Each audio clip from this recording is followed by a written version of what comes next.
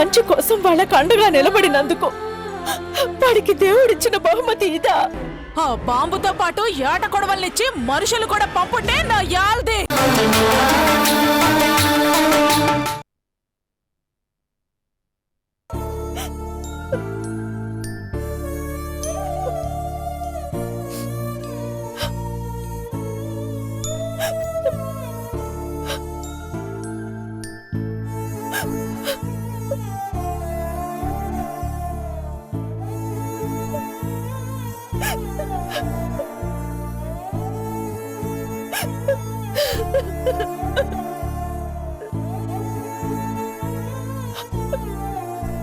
ఎందుకయ్యా, ఎందుకు నా కొడుకుని ఇలా వేధిస్తున్నావు?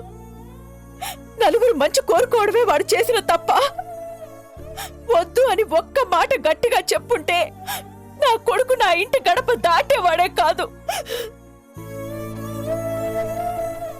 చేసేది మంచి పనే కదా అని మనస్ఫూర్తిగా పంపించినందుకు ఇదా ప్రతిఫలం?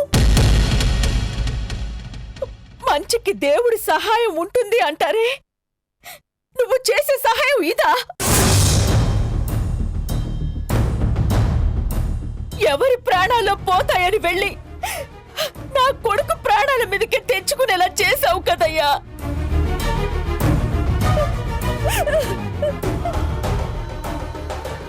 ఏం తప్పు చేశాడని వాడికి శిక్ష? తన ప్రాణం కాపాడాలని విశ్వాసం చూపించినందుకు ఇలా చేశావే, నీకిది న్యాయంగా ఉందా?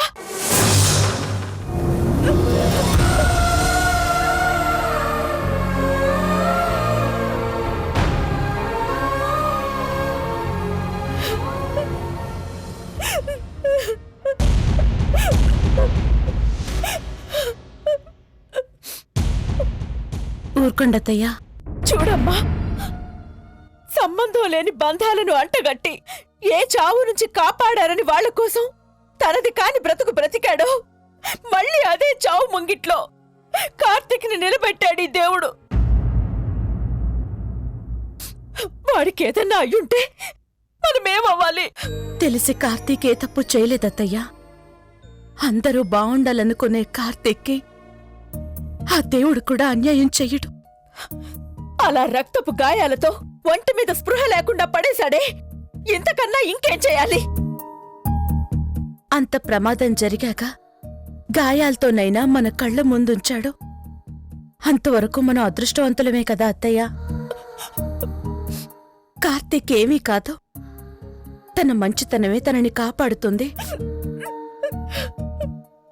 మంచి అంటేనే దేవుడు.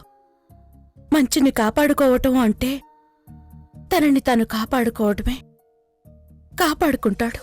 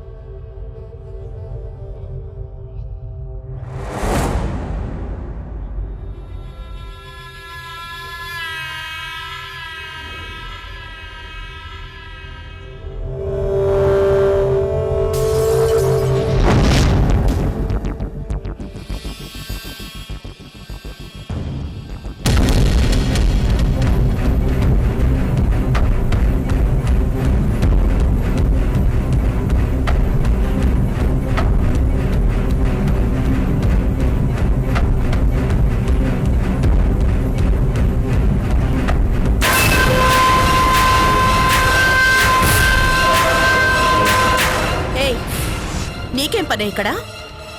కార్తీక్ ని చూడాలి. ఏ చనిపోయాడో బ్రతికాడో చూద్దామనొచ్చావా? చందు ప్లీజ్, నువ్విలా మాట్లాడొద్దు. అసలు నీతో మాట్లాడటమే తప్పు. ముందు పోయి ఇక్కడి నుంచి. నా కార్తీక్ ని చూడొద్దనడానికి నువ్వెవరు? నీ కార్తీక్ అంటే మోసం చేసి పెళ్లి చేసుకోగానే నీవాడైపోతాడా? ఎలా అయితేనే పెళ్లి జరిగిపోయిందిగా, మరి అదిగో అడ్డు తప్పుకో. హాస్పిటల్లో మాట్లాడితే బాగుండదని ఊరుకున్నాను. మరి అదిగా వెళ్తావా లేదా? కార్తీక్ ని చూడకుండా నేను వెళ్ళను. ఏంటే నువ్వు చూసేది? పదవే బయటికి. ఏ చందు, ప్లీజ్ చందు, ఒక్కసారి చూసేసి వెళ్ళిపోతాను. ఏం చూస్తావు? చావు బతుకుల మధ్య కార్తీక్ ఎలా కొట్టుకుంటున్నాడో చూస్తావా? చందు ప్లీజ్ చందు, కార్తీక్ అంటే నాకెంత ఇష్టమో నీకు తెలుసు. తను బాధపడితే చూడాలని వస్తానా? నువ్వెందుకొచ్చినా చందు, మీ అడుగు పడే చోటు జరిగేది అదేగా. ప్లీజ్ చందు, నన్ను ఒక్కసారి చూడు. నువ్వు అమ్మ చంపాలనుకుంటుంది, కూతురు పరామర్శించాలని వస్తుంది. నాటకాలు ఆడుతున్నారా? చందు, మా అమ్మకి ఆ కోరిక ఉండొచ్చు. కార్తీక్ ఏదైనా జరిగితే నేను తట్టుకోలేను చందు. ప్లీజ్ చందు, ఒక్కసారి చూసేసి వెళ్ళిపోతాను. వద్దని చెప్తున్నాను కదా. ఎందుకు వెళ్తున్నావ్? ఏ చందు, ఏంటి బతులాడుతుంటే? ఎవరు కాదన్నా కార్తీక్ నా భర్త. ఎవరు ఆపుతారో నేను చూస్తాను. ఆగవే, ఎక్కడికి వెళ్తున్నావు? శంకర్ మేడం, రాదులు. చందు, చందు, దీన్ని బయటికి ఎంటండి, తీసుకెళ్ళండి. వదలండి, వదలండి.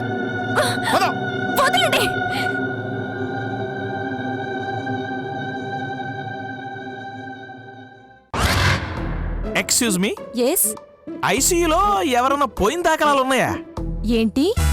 అదేనమ్మా, ఐసీయూలో 25 నుంచి 30 సంవత్సరాల వయసున్న యువకుడు ఎవరైనా బాల్చి తన్నేశాడా అని. ఎవరయ్యా నువ్వు? శవాల వ్యాపారం చేసేవాడిలా ఉన్నావే. ఎవరైనా హాస్పిటల్కొచ్చి మా వాళ్ళకి తగ్గిందా అంటారు, మీరేమో పోయారా అని అడుగుతున్నారే. అంటే ఉండు, నువ్వు అలా అర్థం చేసుకున్నావమ్మా. మా వాడికి కొంచెం తల తిక్కుందమ్మా. మా వాడికి ఎలా ఉంది అని అడగబోయి అలా అన్నాడు. అన్నట్టు కార్తిక్ అనే మా మనిషికి ఎలా ఉందమ్మా? ఐసీయూ దగ్గర ఉన్న వాళ్ళని అడగండి. ఓ పదా. నీ పేరేంటి? నీకెందుకు? అదే విషయం వాకిట్లో చెప్తే మాకు తన్నులు ఎక్కడ తప్పుతాయో అని లోపల దాకా రప్పించి మాకు తన్నులు తినిపిద్దామనే కదా. నిజంగా నీకు తిక్కే. ఆ? నాకు తిక్కే గాని దానికో లెక్క ఉంది. ఇదిగో, నువ్వు లెక్కలు సరిగా చూసుకో, లేకపోతే హాస్పిటల్ నుంచి ఉద్యోగం చేస్తారు. వస్తున్నానండి.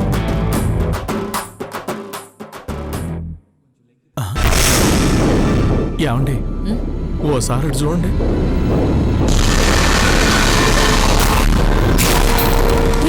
ఇది ఇక్కడికి ఎందుకు వచ్చిందిరా? ఇంకెందుకండి, అందుకే రావద్దని మనం చెప్పాం కదా. ఏ మీరు రాలా? అయ్యో, మీది పగ అయితే ఆవిడది ప్రేమ. పగకే ఇంత పవర్ ఉంటే ప్రేమకి ఇంకెంత పవర్ ఉండాలి చెప్పండి. మరి ఇప్పుడు ఏం చేద్దాంరా? కళ్ళ ముందు ప్లాస్మా టీవీలో కనిపిస్తున్నట్టు ఫ్యూచర్ కనిపిస్తుంటే ఇంకేం చేద్దామంటారేంటండి? పీచే ముడ్ అంతే. ఇంత దూరం వచ్చి వెనక్కి వెళ్ళడం ఏంట్రా? ఇంకొంచెం ముందుకు వెళ్ళామనుకోండి, ఈ మాత్రం కూడా వెనక్కి వెళ్ళాం. పోతే గౌరవంగా పోతాం. వాళ్ళ కంటికి కనిపించి గానీ పోకూడదు అనుకుంటే తిరణాల్లో డప్పులు వాయించినట్టు వాయించి పంపిస్తారండి. ఏదో జలజం అదృష్టం బాగుందని ఆవిడ అలా ఈడ్చుకెళ్ళిపోతున్నారు. మనల్ని మాత్రం ఇంత చిన్న మర్యాదలతో పంపించరండి. మీకు మంచి చెప్పినా కోపం వస్తుంది ఏంటండి? ముందిక్కడి నుంచి పదం చెప్తాను. ఆ చందు కంట్లో పడ్డామంటే శంఖం గంటే. పదండి.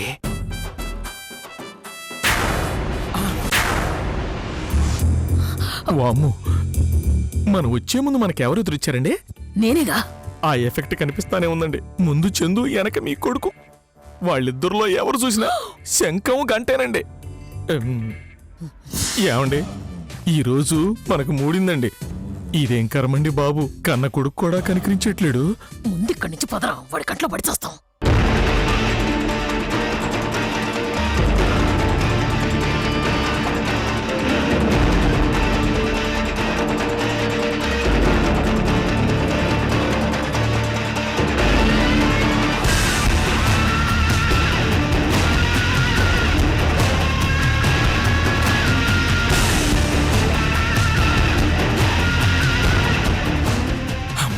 ఏమండి, ఎలాగోలాగా బతికి బయటపడి బట్టగట్టాం. ఇంకా మీరు సాహసం చేద్దాం అనుకున్నారో గోచు కొట్టు కూడా మిగలదు. వెళ్ళిపోదామండి, వెళ్ళిపోదామండి. రండి రండి.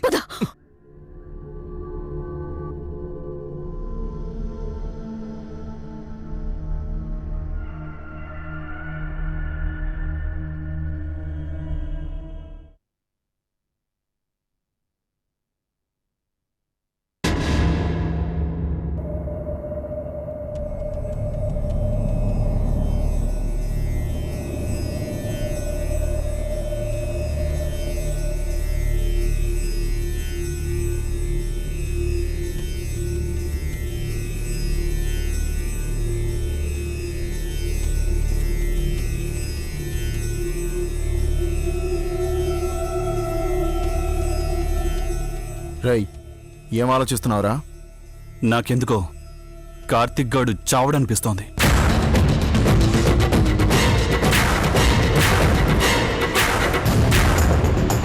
డాక్టర్లే సత్తాడో బతుకుతాడో అని చెప్పలేమంటుంటే నువ్వేందబ్బాయ్ చావడో అని డిసైడ్ చేస్తాండావు? చావు ఎప్పుడు పలకరించిపోకూడదు. వచ్చిందో తీసుకుపోవాలి. కార్తిక్ గాడి విషయంలో అలా జరగలేదు అంటే ఖచ్చితంగా వాడు చావడు. ఆ డాక్టర్ల దగ్గర నుంచి అందరికీ అనుమానమే. నిజంగా నువ్వన్నట్టు బతికేస్తాడేంట్రా? బ్రతకూడదు. ఆ రేంజ్లో ట్రై చేస్తేనే బతికేశాడంటే వాణ్ణి చంపాలంటే ఇంకే రేంజ్లో ట్రై చేయాలరా? నేనే నా చేతులతో చంపేస్తాను. ఏంటి నువ్వు చంపేది? అక్కడ చందు ఉంది.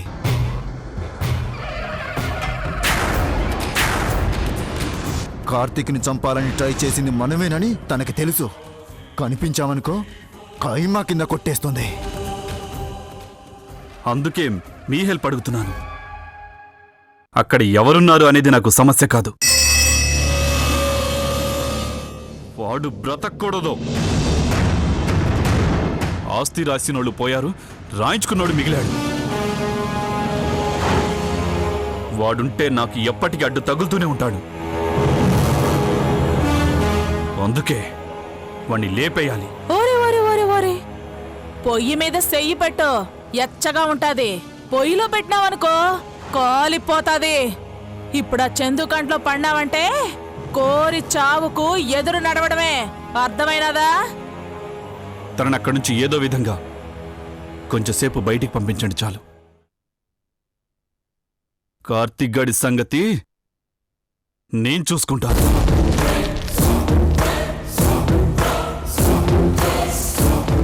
నేను మిమ్మల్ని తోడు రమ్మంటం లేదు, జస్ట్ చందుని బయటికి పంపించమంటున్నాను.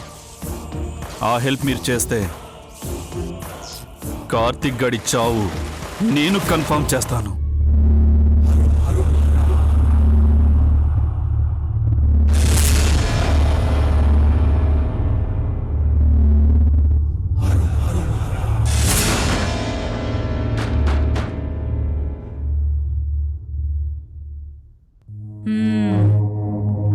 అట్నే గాని ఆ చందుని బయటికి ఎట్ట పంపాలో నేను చెప్తాను.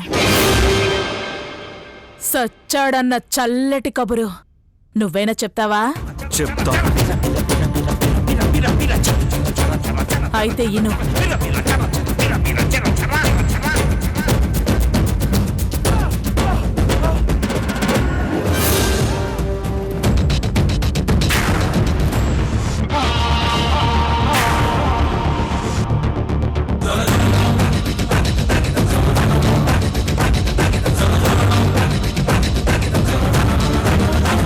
ఏంది? ఇక కార్తిక్ గాడిని నా నుంచి ఎవ్వరూ కాపాడలేరు. నువ్వా పని చూడబ్బే.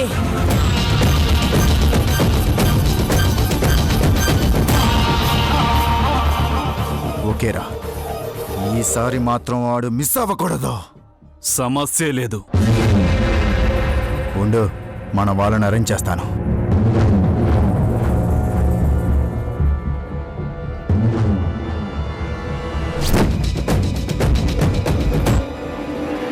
ఏంటతా?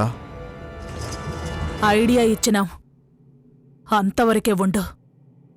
ఆడెనకాల పడి ఇంకా ఆడికే సాయం చేస్తా కూర్చుంటే మనకే మంచిది కాదు. అదేంతతా? ఒక ప్లాన్ తప్పినదిరా.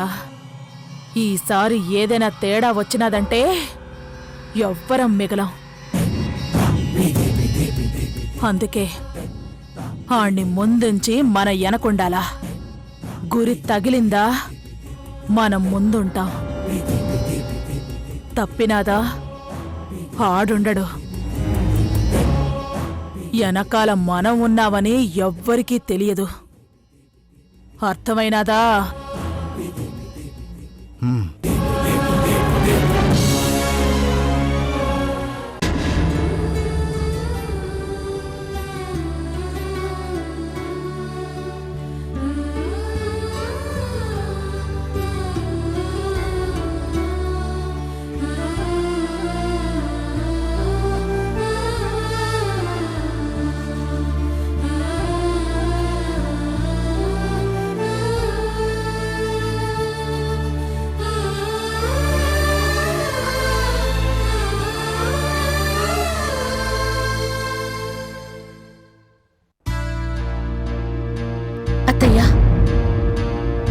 కార్తీక్ని నేను చూసుకుంటాను.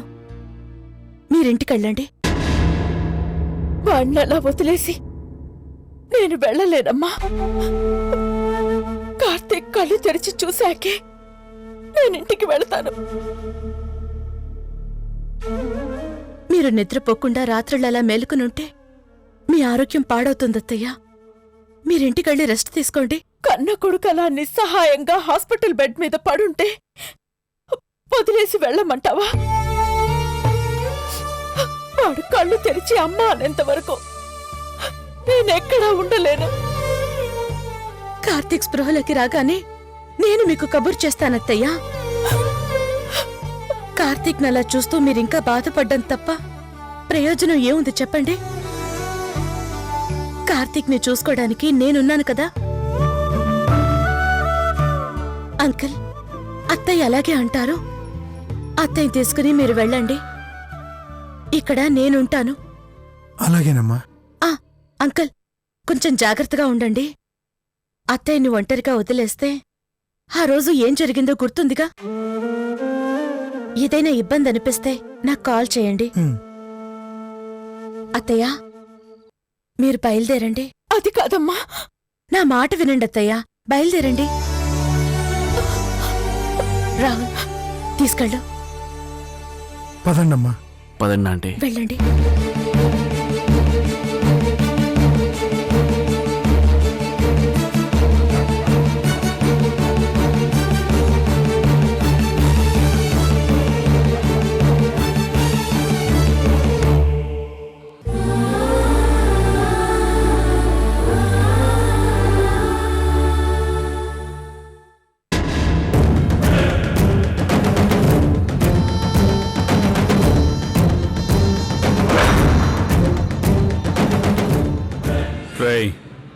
మూర్ఖంగా మనం లోపలికి వెళ్ళడం మంచిది కాదు. అక్కడి పరిస్థితి ఎలా ఉందో తెలుసుకోండి. మీరిద్దరూ ఈ డ్రెస్సులు వేసుకొని లోపలికి వెళ్ళండి.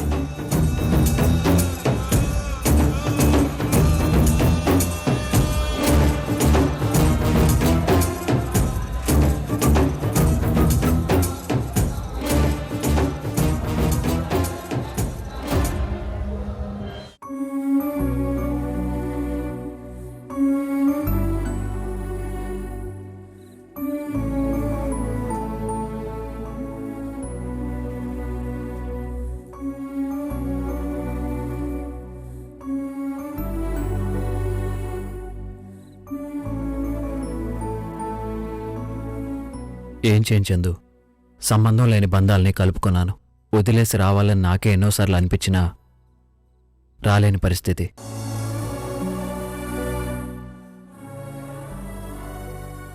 నేను శంకర్ని కాదని తెలిసిన మరుక్షణం ఆ ఇంట్లో 2 ప్రాణాలుండవు.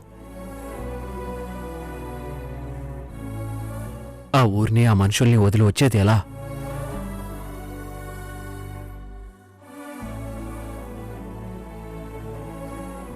ఒక మనిషికి నేను తెలియకపోయినా ఆ రూపంలో ఉన్న అదృష్టానికి నా ప్రాణం కాపాడారు.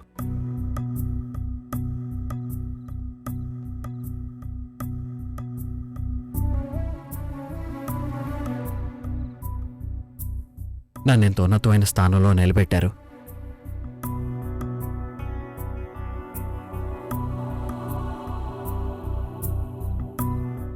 అతన్ని కాదని తెలుసుంటే ఆ రోజే ఈ కార్తీక్ ఉండేవాడు కాదు.